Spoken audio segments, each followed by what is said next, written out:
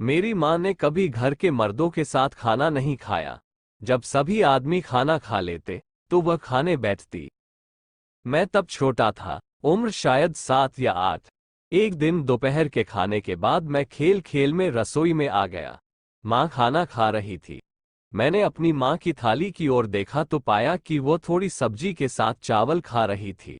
उस छोटी सी उम्र में मुझे ये ख्याल नहीं आया कि घर में सभी लोगों ने दोपहर में अंडे और मछली के साथ चावल खाए थे, लेकिन माँ थोड़ी सी सब्जी के साथ चावल क्यों खा रही है। बाद में 40 वर्ष की आयु में कुपोषण से उनकी मृत्यु हो गई।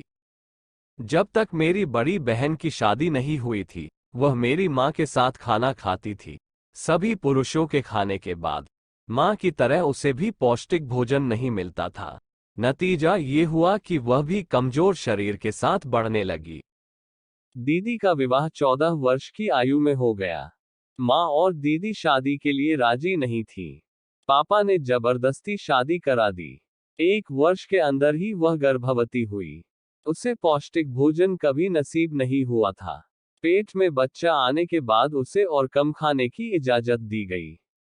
उसके ससुराल वाले कहते थे, उसे कम खाने दो। अगर वह ज्यादा खाएगी तो बच्चा बड़ा हो जाएगा। फिर नॉर्मल डिलीवरी नहीं होगी और सिजेरियन करना पड़ेगा, जिसमें ज्यादा खर्च आएगा। मछली, खीरा, केला खाने की इजाजत नहीं थी।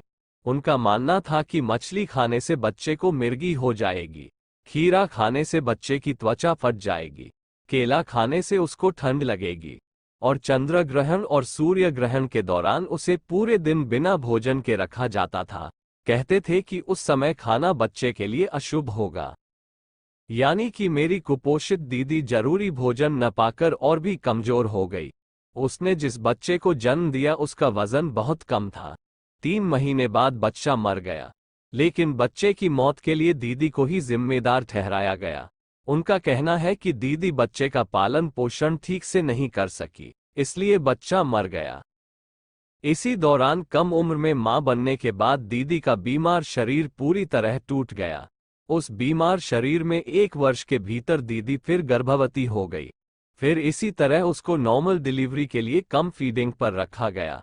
दीदी का बीमार शरीर दूसरे बच्चे को जन्म देने का दबाव नहीं झेल सका। एक कम वजन के बच्चे को जन्म देते समय दीदी की मृत्यु हो गई। उसकी मृत्यु से मां को बहुत दुख हुआ, क्योंकि मां ही दीदी के मृत्यु का मुख्य कारण सबसे अच्छी तरह समझती थी।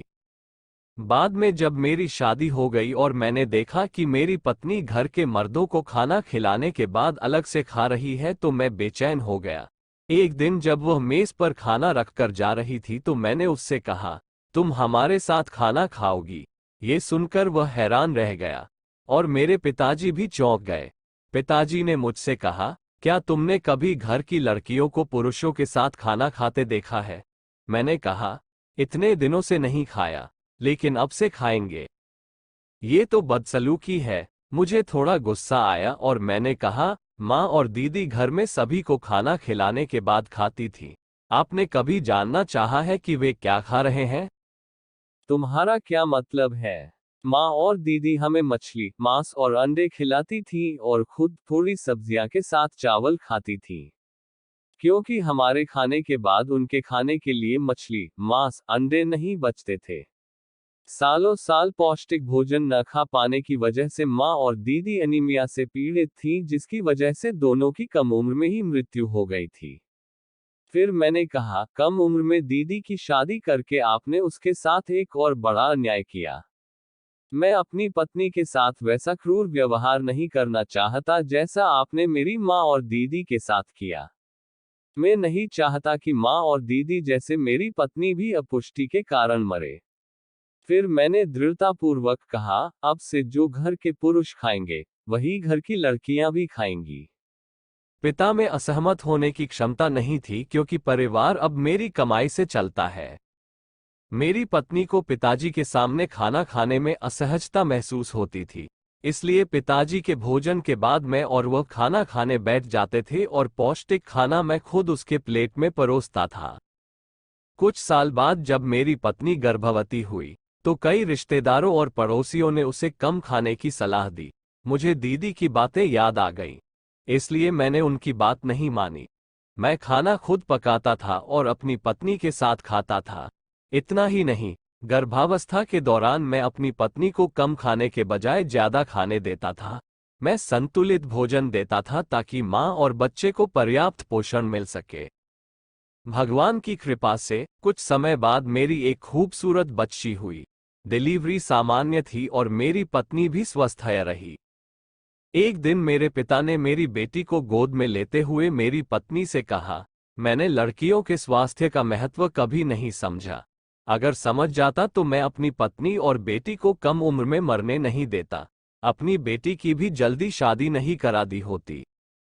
उस रात पत्नी ने मुझसे कहा, कई लड़कियां कुपोषण के कारण बीमारियों से पीड़ित हैं और कम उम्र में ही मर रही हैं, खासकर गांवों में। मेरे सीने से एक आह निकली। फिर मैंने अपनी बेटी को सीने से लगाते हुए कहा, मैं तुम्हें कभी भी कुपोषण से पीड़ित नहीं होने दूंगा मेरी बच्ची, कभी नहीं।